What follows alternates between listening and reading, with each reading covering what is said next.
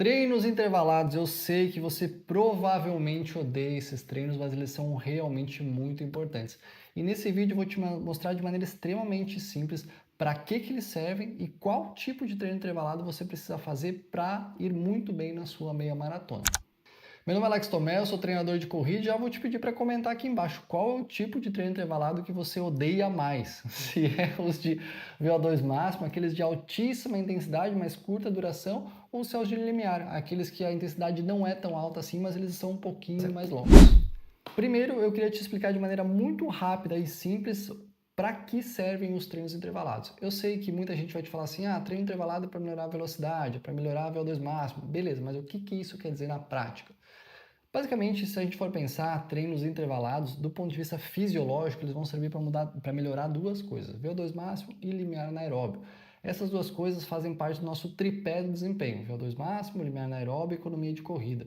O VO2 máximo é o nosso consumo de oxigênio. E é isso que o nome quer dizer, inclusive. VO2 máximo quer dizer consumo máximo de oxigênio. Mas por que a gente precisa consumir oxigênio? Simplesmente porque a gente produz energia através do oxigênio. Se você tiver mais oxigênio disponível, você vai produzir mais energia. Tanto que a gente pode ver as pessoas geneticamente favorecidas na corrida, elas têm um VO2 máximo muito alto já geneticamente. Então o cara já começa a correr, o VO2 dele já está em 60, 60 e poucos. Então esse cara provavelmente vai render muito bem na corrida porque geneticamente ele foi favorecido.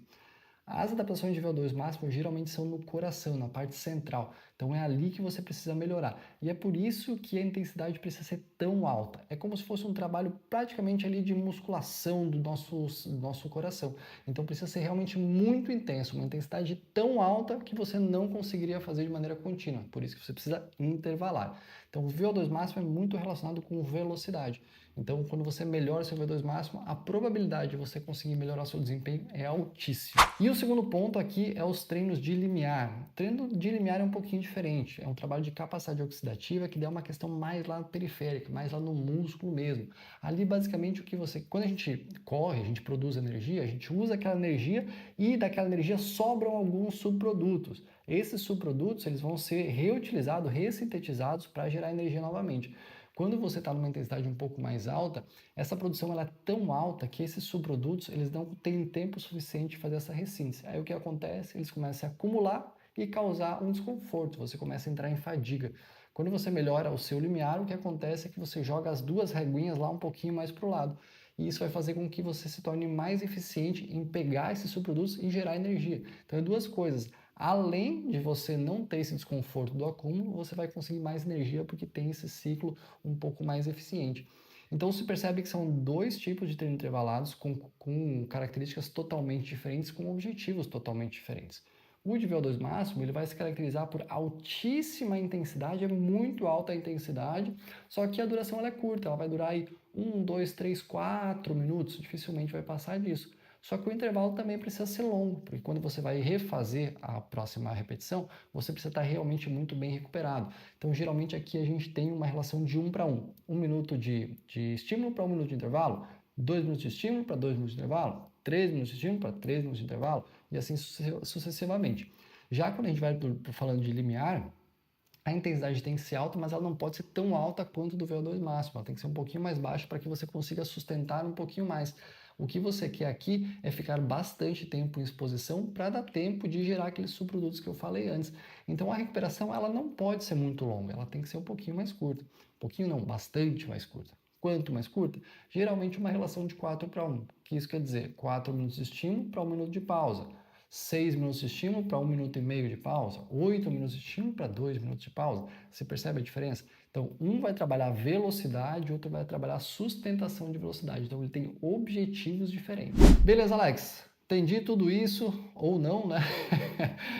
Mas agora eu quero saber o que eu preciso treinar. E realmente, a depender do tipo de atleta que você é, o tipo de prova que você corre e qual o momento que você está vivendo agora, vai mudar o tipo de treino que você vai fazer. Não necessariamente você precisa fazer os dois. Às vezes você precisa só VO2, às vezes só limiar, e isso vai depender de muitas coisas.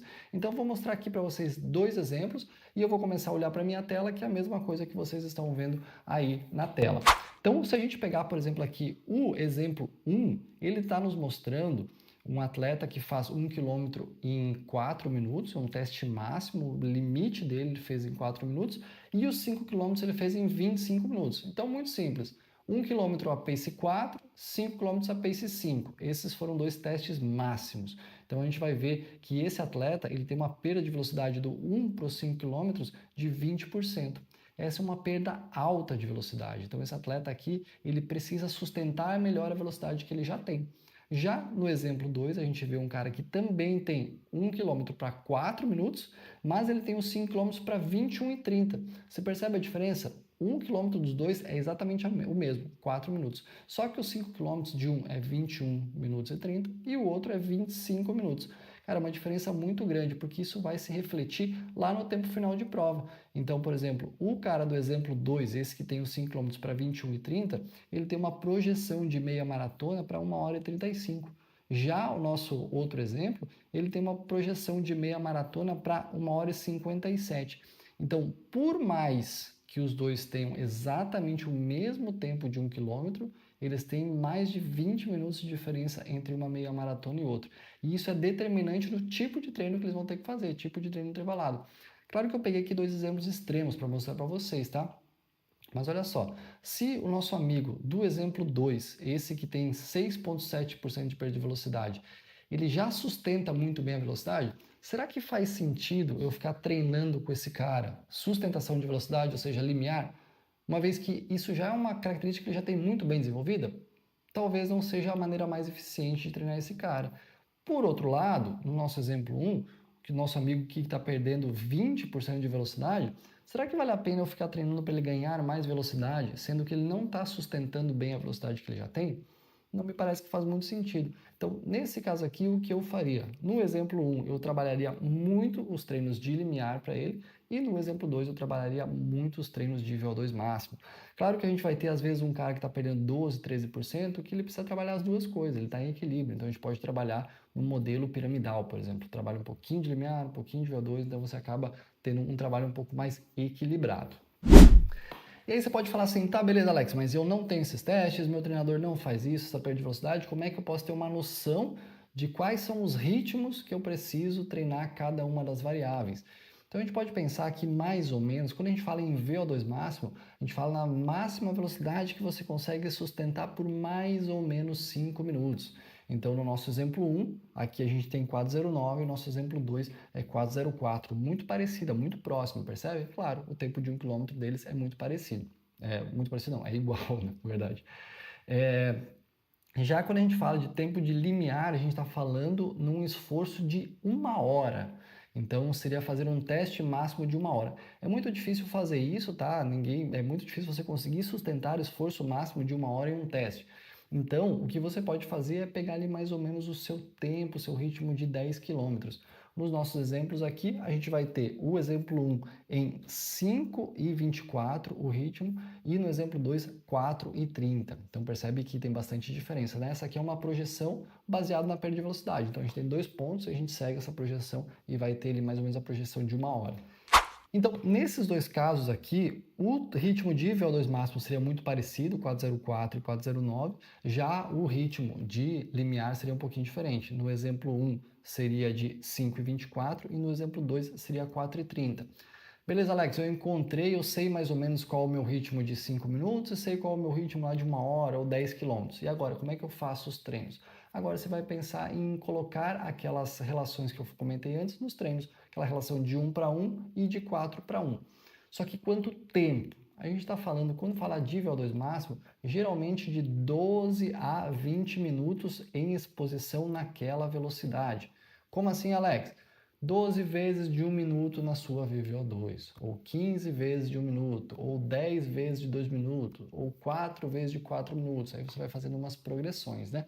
Já quando a gente fala de limiar, a gente está falando em 40 minutos. Olha só a diferença, é muito mais tempo em exposição. Como assim, Alex? 10 vezes de 4 minutos, 5 vezes de 10 minutos. Então você vai montando os treinos baseado nisso. Claro que vai depender muito do seu nível. Pessoas mais destreinadas precisam de menos tempo em exposição. Pessoas mais treinadas vão precisar de mais tempo em exposição, né? Então essas diferenças elas também têm relação com o seu nível de atleta. Porém, eu também quero trazer aqui para você outros pontos que eu acho importantes. O tipo de treino intervalado, além de depender do tipo de prova que você faz, ele também depende do momento do ano que você está vivendo. Como assim, Alex? Você já ouviu falar que treinamento de base é só sair para rodar e às vezes começar a fazer uns treinos de aceleração? O que eles estão falando é que você vai fazer basicamente um treino polarizado. Muita rodagem, baixa intensidade e muito treino de VO2 máximo. Faz sentido, você constrói sua base aeróbica e você ganha velocidade. Conforme você passou a base, você vai migrar isso aqui. Você vai sair desse treino polarizado e vai para um piramidal ou até um treino de bloco. O que isso quer dizer? Você diminui um pouquinho o seu tempo de exposição em treino leve e começa a colocar mais treinos de limiar e treinos de ritmo, principalmente quando a gente está falando de meia maratona, tá? Então você já não faz mais aqueles treinos de VO2 máximo, que são muito desgastantes e trazem velocidade, mas você começa agora a usar um pouquinho dessa velocidade que você ganhou e colocar ritmos de prova, em sustentar melhor aquelas velocidades. Então faz muito sentido você começar num polarizado e depois ir para um piramidal ou um treinamento de limiar, de blocos. Então isso faz muito sentido, essa mudança durante a sua temporada, né? Mas o que eu acho muito importante frisar para vocês é, às vezes você vai fazer exatamente isso, que é o tradicionalzão aqui de VO2 máximo no começo, mais na base, depois você vai para o limiar. Pode ser que você, lá no começo, você não precise necessariamente de VO2 máximo, porque você seja uma pessoa que já perde muita velocidade. Então você pode começar fazendo limiar desde o começo. Então você percebe como é muito complexo a depender do que você precisa treinar, e isso depende muito do seu histórico, do seu momento de como corredor ou como corredora, e também do momento do ano, se você está na base, está no período específico, está numa transição. Então essas informações acabam sendo extremamente relevantes para daí sim definir o que você precisa treinar. Eu sei, é bastante informação, é um pouquinho denso, é um pouquinho complexo, mas eu quis trazer aqui para vocês nessa minissérie de meia maratona. E antes de finalizar, eu queria perguntar para vocês se vocês acharam isso aqui muito complexo, muito aprofundado, muito amplo, ou se vocês gostam desse tipo de coisa. Como eu às vezes costumo também dar aulas em pós-graduações e tal, eu falo com treinadores e aí eu aprofundo até bem mais, né? Aqui eu pensei, pô, os atletas às vezes eles gostam de saber mais informações, tanto que para os meus atletas eu mando áudios explicando exatamente por que está fazendo cada treino e as pessoas gostam. Então pensei em trazer isso aqui para o YouTube também. Então, se você puder, deixa aí nos comentários para eu entender se esse tipo de vídeo agrada e vocês querem que eu traga mais nesse sentido, ou se não, eu fico num trabalho mais de especificidade mesmo, do que eu preciso fazer no dia a dia, que aí eu vou adaptando aqui conforme vocês gostarem mais. Se inscreve aí no canal. Valeu!